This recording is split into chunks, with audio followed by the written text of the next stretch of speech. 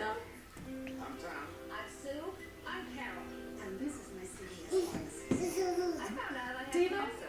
Diabetes. I have a heart attack. So I needed help with my medications. Because mixing them. It can be dangerous. Not with Maria around. Not with Pete. Not with Nakia. Alerting you to potential drug interactions. Another reason to transfer your prescriptions today. I'm Sue, and I bring all my prescriptions to my CVS. See, I don't care about Dino for long. The gold standard in Dino history. rock retinol, found in rock. To walk this way with his stick. Step on her cat tail. Aziza. Rosa's heavy.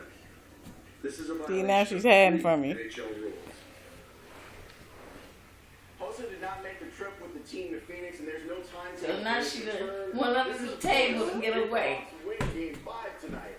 We'll have more from the players on the Hawks coming up in the sport. So interesting from the disciplinary. Was that play-by-play done for the media? Yeah, the NHL actually puts everything out online. They give you video and they explain step by step what was wrong with the play when they suspended the player. That was really helpful. It is. Easy to understand. Thanks, Lawrence. We'll see you a little bit later in sports. Got it.